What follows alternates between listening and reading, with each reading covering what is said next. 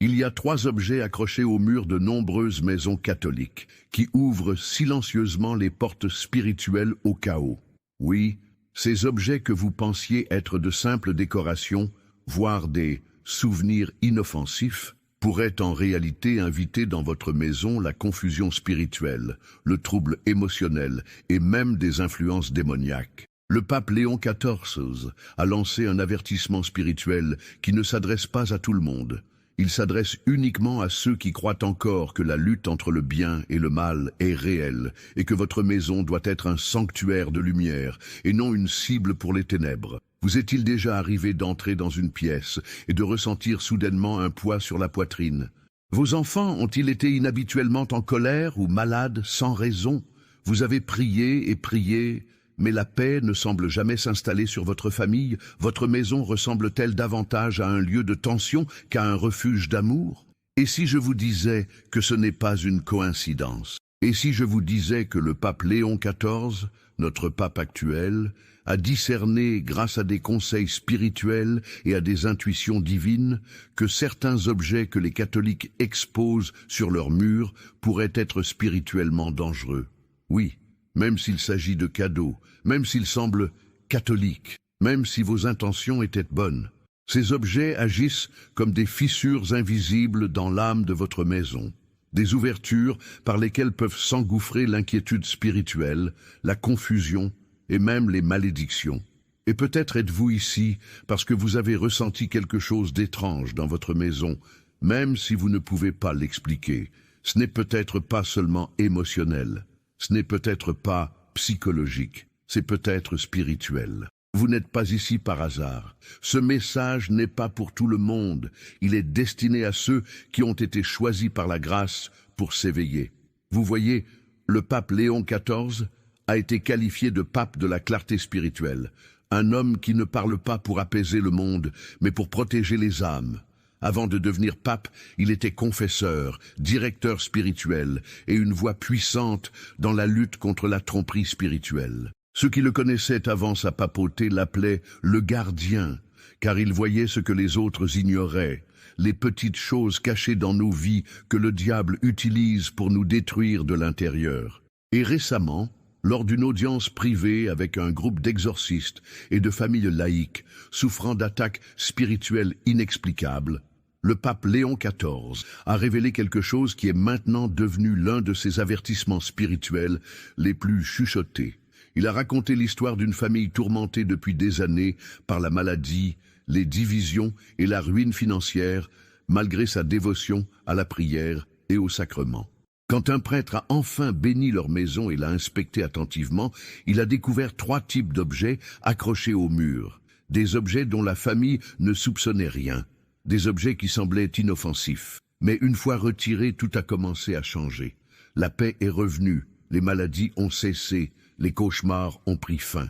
C'est alors que le pape Léon XIV s'est levé et a parlé d'une voix grave. Les murs de nos maisons devraient refléter le ciel, pas la confusion du monde. L'ennemi accroche ses ombres là où nous le lui permettons. Purifiez votre maison. Enlevez tout ce qui ne reflète pas la lumière du Christ. C'est pourquoi je vous dis, si vous sentez que quelque chose de sombre est entré dans votre vie, si votre maison est devenue un lieu d'inquiétude, vous devez regarder ce message jusqu'à la fin. Car aujourd'hui, nous ne parlons pas seulement de théorie spirituelle, nous mettons à nu des dangers réels. Et plus important encore, nous allons vous montrer exactement ce qu'il faut faire pour purifier votre maison et ramener la paix dont votre âme a tant besoin. Mais avant de continuer, je voudrais vous demander une chose. Si vous croyez au pouvoir de la protection spirituelle, si vous croyez que le pape Léon XIV a été choisi pour ce moment historique, et si vous soupçonnez que votre maison a besoin de cette purification, alors arrêtez immédiatement ce que vous êtes en train de faire. Laissez un commentaire ci-dessous avec un seul mot. Protéger.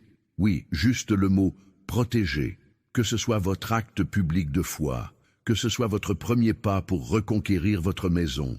Et n'oubliez pas de vous inscrire. non pas parce que cela aide cette chaîne, mais parce que ce que nous sommes sur le point de révéler n'est pas à la télévision, n'est pas dans le bulletin paroissial, et n'est dans aucune homélie que vous avez entendue. Il s'agit de la sagesse divine, transmise par le pape Léon XIV, un homme qui a consacré sa vie à révéler les dangers invisibles que la plupart d'entre nous ne voient jamais, jusqu'à ce qu'il soit trop tard. Dans les prochains instants, je vais vous dire exactement quels sont ces 3 objets, ce qu'ils font, et comment sceller spirituellement votre maison une fois pour toutes. Mais avant cela, je dois vous faire pénétrer dans le mystère, dans une facette cachée de la foi catholique que la plupart des gens ont oubliée, ou n'ont jamais osé voir. Il existe des enseignements qui restent cachés, non pas parce que l'Église veut les dissimuler, mais parce que la plupart des âmes ne sont pas encore prêtes à les recevoir. Mais lorsque le pape Léon XIV est devenu le successeur de Pierre, quelque chose a changé. Le silence spirituel qui avait maintenu tant de familles dans l'ignorance des dangers invisibles qui les guettaient dans leur foyer a été brisé. Et sa voix, calme, ferme et profondément enracinée dans le discernement spirituel, a commencé à résonner entre les murs des foyers catholiques du monde entier. Le pape Léon XIV ne recherche pas la popularité. Il ne court pas après les gros titres des journaux. Mais ceux qui l'ont écouté attentivement ont remarqué quelque chose. Il parle souvent de pureté, non seulement du cœur, mais aussi de la maison. Il croit que la maison est un tabernacle de la vie quotidienne, un lieu où la présence de Dieu trouve le repos, où est subtilement écartée par les distractions, les blessures, et oui, même par des objets maudits. Une fois, lors d'une rencontre privée avec des évêques et des responsables laïcs, il a dit « Beaucoup de gens prient pour la paix, mais ne préparent pas leur maison à l'accueillir. Le Saint-Esprit n'est pas absent, il attend d'être accueilli. » Que signifie accueillir le Saint-Esprit dans sa maison? Cela signifie que les murs, l'atmosphère, les choix quotidiens et même les décorations reflètent la réalité du paradis. Car si votre maison est remplie de confusion, de bruit, de ressentiment ou de pollution spirituelle, comment la grâce peut-elle s'y enraciner?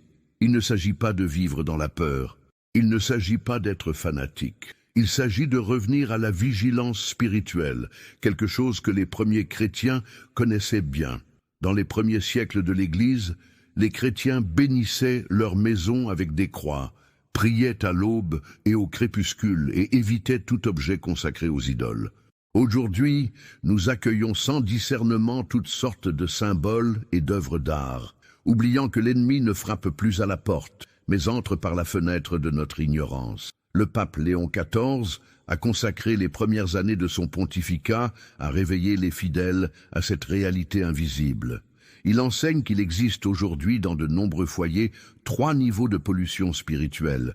1. La pollution émotionnelle, causée par des traumatismes, des amertumes, des blessures non guéries qui infectent l'atmosphère familiale. 2. Pollution mentale, l'invasion des idéologies, des programmes télévisés, de la musique et des messages qui normalisent le péché et la confusion. 3. Pollution spirituelle, la plus dangereuse, causée par des objets, des symboles et des artefacts qui apportent les ténèbres dans les fondations mêmes de la maison. Il avertit que les murs de votre maison peuvent devenir une forteresse de paix ou un hôtel de confusion. Une femme californienne a écrit une lettre au Vatican après avoir entendu le pape Léon parler de ce sujet. Depuis des années, elle souffrait d'insomnie, d'anxiété grave et d'un froid dans sa maison que même la prière ne parvenait pas à chasser. Après avoir vu une conférence dans laquelle le pape mentionnait la nécessité d'éliminer les objets spirituellement dangereux de la maison, elle a commencé à parcourir chaque pièce avec de l'eau bénite et un cœur discernant. Elle a trouvé un vieux tableau qu'elle avait acheté il y a des années dans un magasin d'occasion, beau, mystérieux et bon marché. Il s'est avéré être la représentation d'une ancienne divinité païenne. Elle l'a retiré. Elle a prié, elle a béni sa maison, elle écrit « Le silence est revenu, le sommeil est revenu, la présence de la paix est redevenue réelle. Je n'avais aucune idée qu'une image pouvait avoir un tel poids. C'est le combat spirituel dont la plupart des catholiques ne parlent jamais. Nous parlons du péché, oui, nous parlons de la tentation. Mais nous oublions que nos maisons sont des champs de bataille et que l'ennemi préfère se cacher derrière les choses que nous considérons comme inoffensives. Je vous demande maintenant avec un cœur pastoral, savez-vous vraiment ce qui est accroché à vos murs? Avez-vous déjà prié sur les objets de votre maison? Avez-vous parfois l'impression que vos prières sont bloquées, mais vous ne pouvez pas expliquer pourquoi?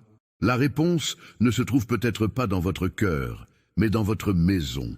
Et c'est là que les enseignements du pape Léon XIV deviennent encore plus prophétiques. Car ce qu'il révèle ensuite n'est pas seulement des opinions, mais des discernements confirmés par des années de combat spirituel, confirmés par des exorcistes, des théologiens et des familles royales qui ont été témoins à la fois du danger et de la guérison.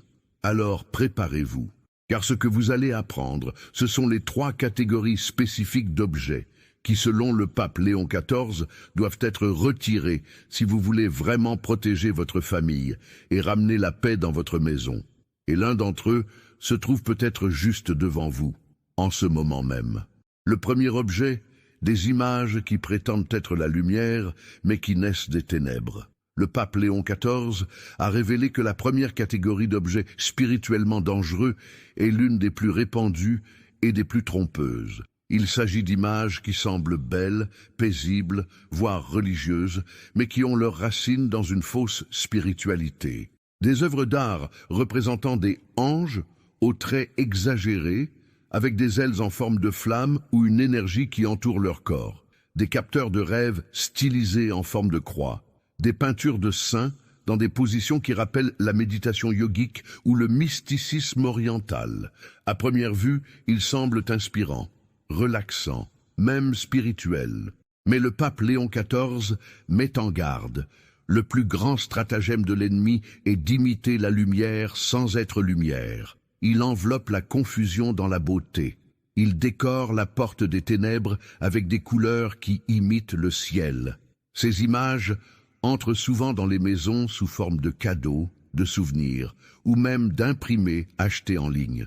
Mais l'esprit qui se cache derrière elles n'est pas celui du Christ. Au lieu d'attirer l'âme vers la prière, elle perturbe subtilement l'atmosphère spirituelle, rendant la prière plus difficile, le repos plus superficiel et l'unité familiale plus difficile.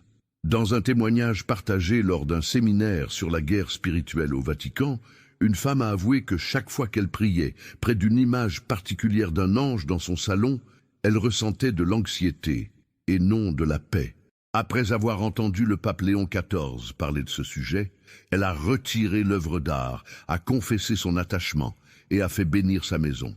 Elle a ensuite témoigné « Le silence est revenu, et pour la première fois depuis des mois, j'ai pu sentir la présence de Dieu dans cette pièce. L'Église nous a toujours enseigné à être attentifs aux représentations du sacré.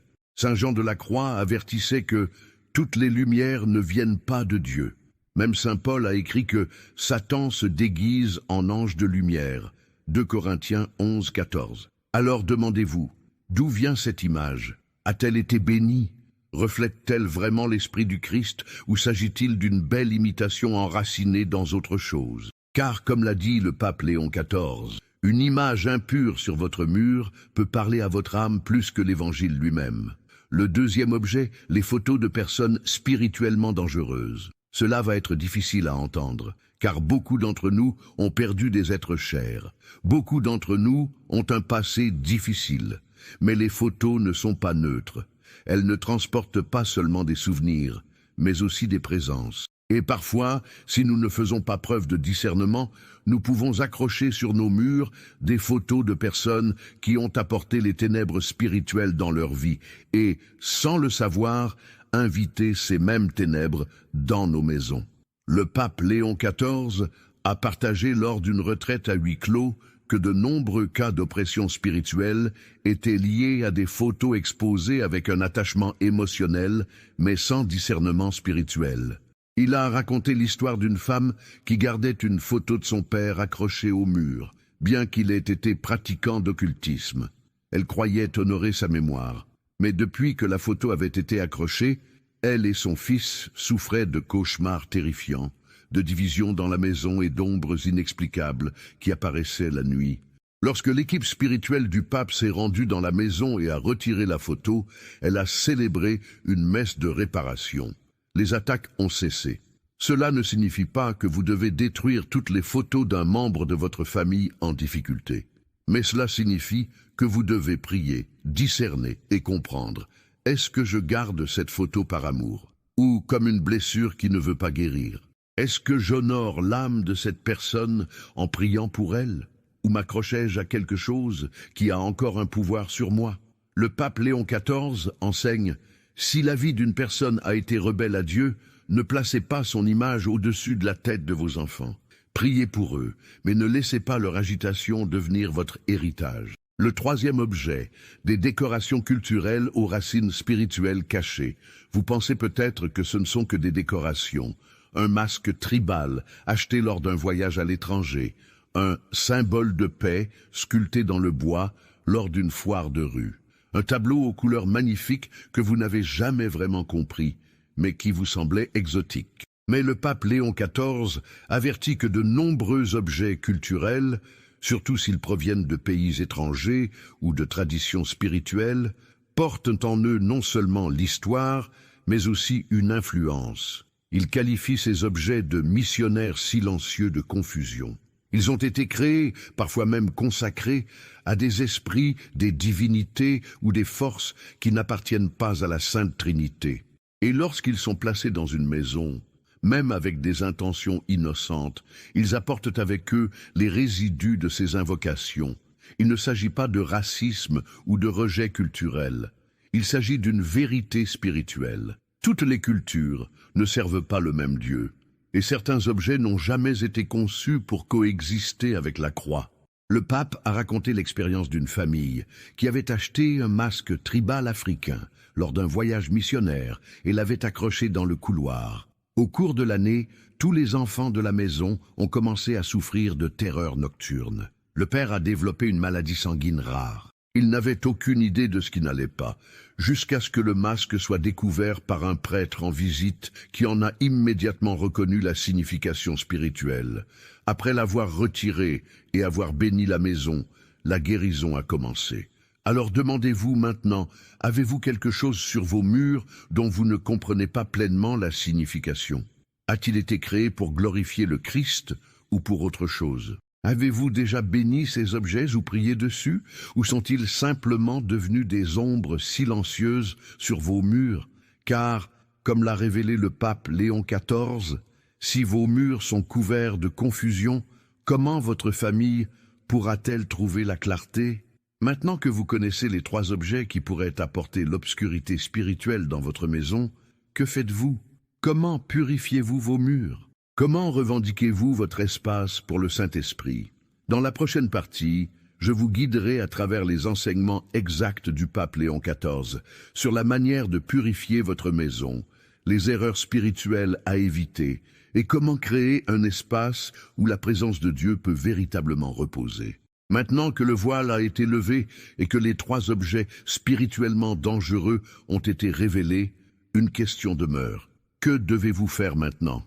Car il ne suffit pas simplement de savoir. La connaissance spirituelle sans action invite un danger encore plus grand. Comme Jésus l'a dit dans Luc 11, 24-26, lorsqu'un esprit impur est chassé, mais trouve la maison balayée et rangée, mais vide, il revient avec 7 autres, plus forts qu'auparavant. Le pape Léon XIV avertit que retirer l'objet n'est qu'un début. Le véritable pouvoir réside dans ce que vous faites ensuite. Revenons d'abord sur le chemin que nous avons parcouru. Vous avez découvert que toutes les images ne viennent pas de Dieu, même si elles semblent être de la lumière. Que les photographies d'individus spirituellement dangereux peuvent ancrer l'agitation spirituelle dans votre maison. Que des objets décoratifs d'origine inconnue ou païenne ont peut-être perturbé silencieusement la paix de votre famille pendant des années. Mais maintenant, vous êtes éveillés. Maintenant, vous comprenez. Et maintenant, vous pouvez revendiquer l'atmosphère spirituelle de votre maison au nom du Christ. La première étape, retirer et renoncer. Si l'un de ces 3 types d'objets se trouve dans votre maison, n'attendez pas. N'attendez pas demain. N'attendez pas de demander l'avis de quelqu'un d'autre. Retirez-le avec soin, respect mais avec autorité. Puis, dans un esprit de prière, dites à haute voix, « Au nom de Jésus-Christ, je renonce à tout esprit qui est entré dans ma maison par le biais de cet objet. Je chasse toute confusion, toute obscurité ou toute oppression. Que cette maison soit sous la seigneurie du Christ et protégée par le sang de l'agneau. » Le pape Léon XIV enseigne que le renoncement brise le terrain légal que l'ennemi aurait pu revendiquer dans votre maison, même involontairement. Il dit « Lorsque vous renoncez avec foi, les chaînes tombent. Mais lorsque vous ignorez le danger, les chaînes restent. » La deuxième étape, purifiez l'espace. Après avoir retiré l'objet, prenez de l'eau bénite ou, si possible, demandez à un prêtre de bénir la pièce. Marchez lentement dans la pièce en priant à haute voix, en invoquant le nom de Jésus et la protection de la Vierge Marie. Le pape Léon XIV suggère d'utiliser cette prière, inspirée des anciennes bénédictions. « Seigneur Jésus, tu es la lumière de cette maison. Par ta croix et ta résurrection, purifie chaque recoin de ce lieu, que nulle ombre ne subsiste, que nul esprit ne parle, sauf le Saint-Esprit. Que ta paix demeure ici et que toute personne qui entre soit embrassée par ton amour. Aspergez d'eau bénite les portes, les fenêtres, les murs, en particulier l'endroit où l'objet était accroché. Troisième étape, remplacez l'obscurité par la lumière. Ne laissez pas les murs vides, l'obscurité revient dans le vide, mais elle fuit la présence sacrée. Le pape Léon XIV encourage les familles à remplacer chaque objet retiré par quelque chose qui glorifie Dieu. Un crucifix, une image de la divine miséricorde, une icône de la Vierge Marie ou un verset de l'Écriture écrit de manière élégante et accroché avec dévotion. Une famille du Texas, après avoir retiré une sculpture païenne reçue en cadeau il y a des années, l'a remplacée par une image bénie du Sacré-Cœur. La mère a ensuite écrit « Ce coin de la pièce semblait lourd. Maintenant, on dirait que quelqu'un veille sur nous avec paix.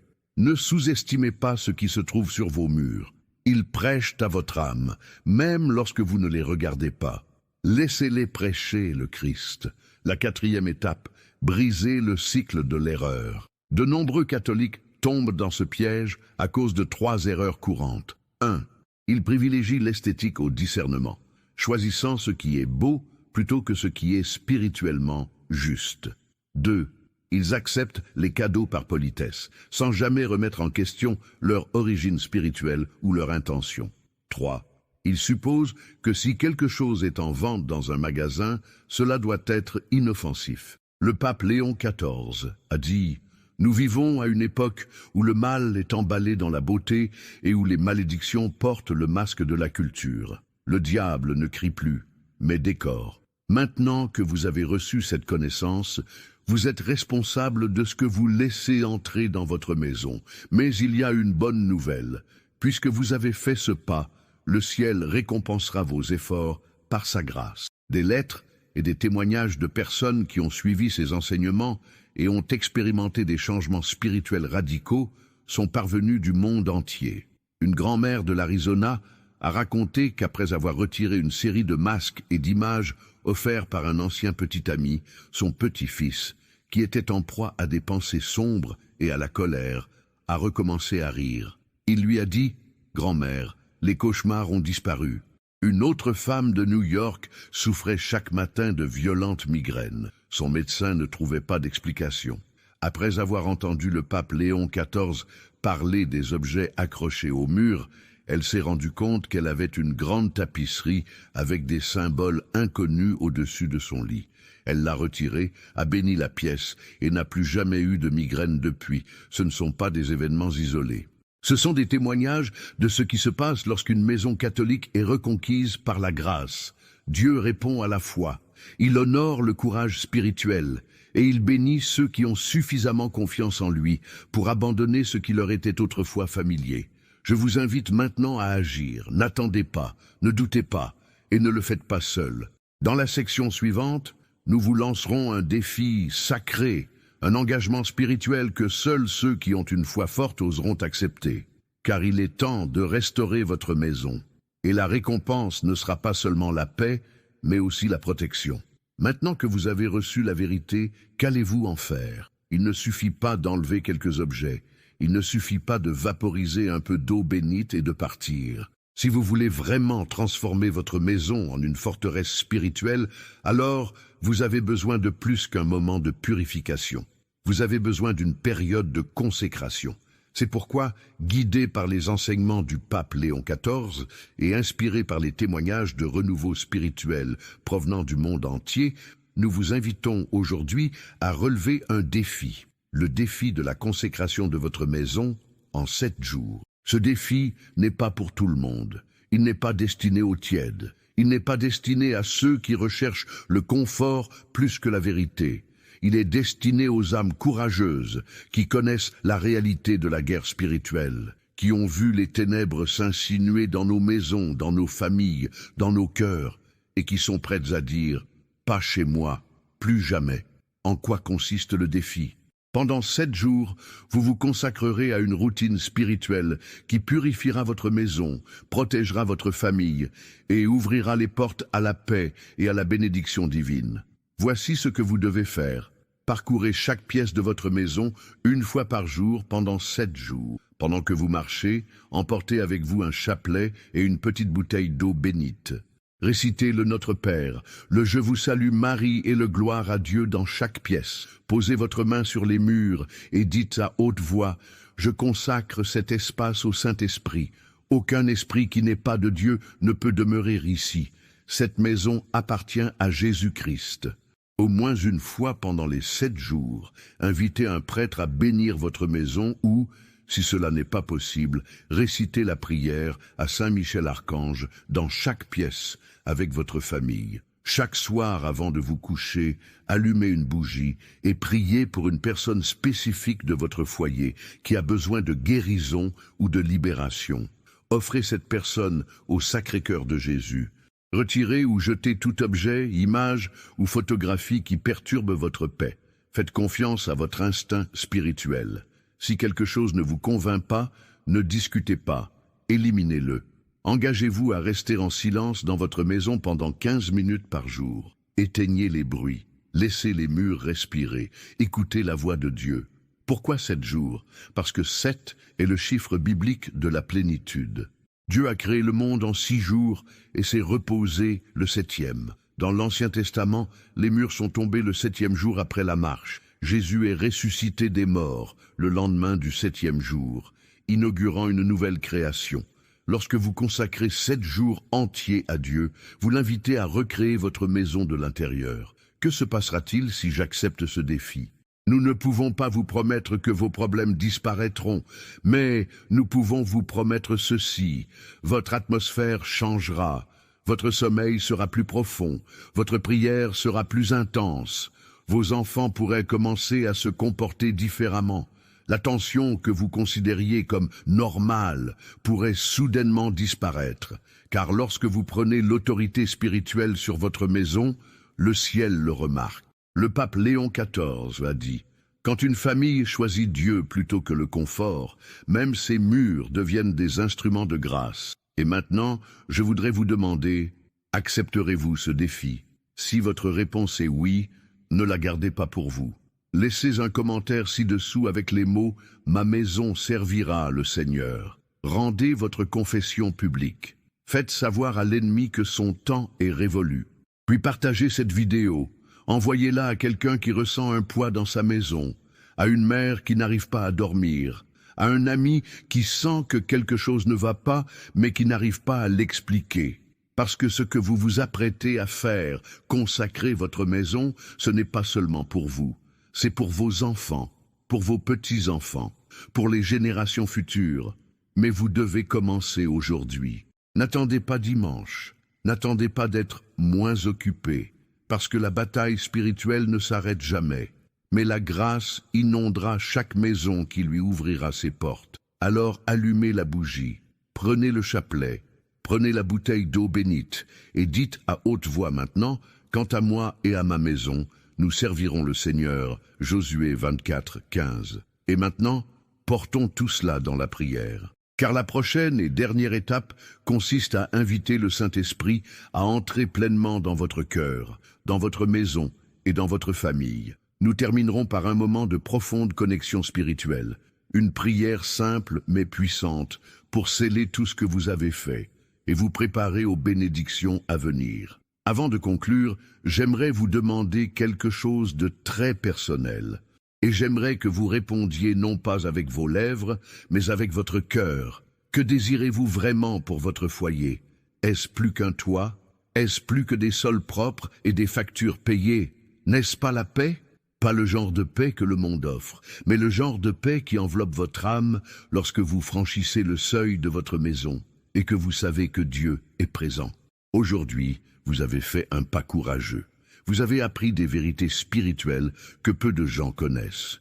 Vous avez été averti par un pape qui aime son peuple au point de lui dire des choses difficiles. Et, plus important encore, vous avez dit oui à la protection de ce qui est sacré. Maintenant, ne laissons pas ce moment vide. Scellons tout ce que nous avons appris par la puissance de la prière. Fermez les yeux, respirez profondément. Et si vous le pouvez, agenouillez-vous. Laissez votre âme recevoir maintenant ce qu'elle désirait depuis longtemps, une véritable rencontre avec la paix de Dieu. Père céleste, tu es le Seigneur de la lumière, le Dieu de la paix, le roi de chaque famille.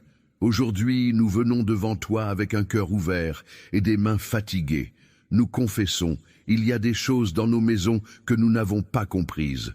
Il y a des objets que nous avons acceptés sans discernement. Il y a eu des moments où nous n'avons pas su protéger ce qui était sacré. Mais aujourd'hui, Seigneur, nous te choisissons. Nous déclarons que cette maison t'appartient.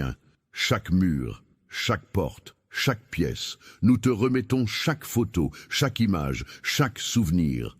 Purifie ce qui doit être purifié, enlève ce qui doit être enlevé, et remplis chaque recoin de ton Esprit Saint. Jésus, marche dans notre maison, touche chaque fenêtre avec ta lumière, arrête-toi au pied de chaque lit avec miséricorde, bénis les repas que nous préparons, les paroles que nous prononçons, le silence que nous gardons, chasse toute inquiétude, toute peur, toute confusion et toute obscurité, qu'aucun esprit qui ne soit le tien ne reste ici, que cette maison devienne une demeure d'ange, de joie, de foi. Mère Marie, enveloppe notre famille dans ton manteau, protège le cœur de nos enfants, intercède pour nos proches qui sont loin de Dieu, et apprends-nous à aimer sans crainte, à pardonner sans mesure et à avoir une confiance sans limite. Saint Michel Archange, veille à notre porte, défends-nous dans la bataille, repousse toute force du mal qui ose s'approcher et protège cette maison de tout ennemi visible et invisible. Saint-Esprit, tu es le bienvenu ici. Descends sur cette maison comme un feu, brûle le passé, sanctifie le présent, et prépare-nous à l'avenir que tu désires. Et maintenant, Seigneur, bénis chaque personne qui prie avec nous en ce moment, où qu'elle se trouve dans le monde. Apporte la paix dans leur foyer, la guérison dans leur famille, la lumière dans leurs ténèbres, et l'espoir dans leur cœur. Amen. Et maintenant, cher ami, je te demande une chose petite mais puissante. Si cette prière t'a touché, si ce message t'a ouvert les yeux, si ce défi a réveillé ta foi, abonne-toi à cette chaîne et laisse un commentaire ci-dessous en nous disant d'où tu nous regardes. Non pas parce que nous voulons des chiffres, mais parce que nous voulons prier pour vous, par votre nom, ville par ville, âme par âme. Nous construisons une famille mondiale de prière. Et vous en faites partie. Dites-le dans les commentaires. Je consacre ma maison. Et nous élèverons votre nom devant Dieu. Que vos murs respirent désormais la paix. Que vos nuits soient calmes et sûres. Que votre famille marche dans la bénédiction. Et que votre cœur ne se sente plus jamais seul. Car vous n'êtes pas seul. Vous faites partie de la famille de Dieu. Et lui, il ne cessera jamais de protéger ses enfants.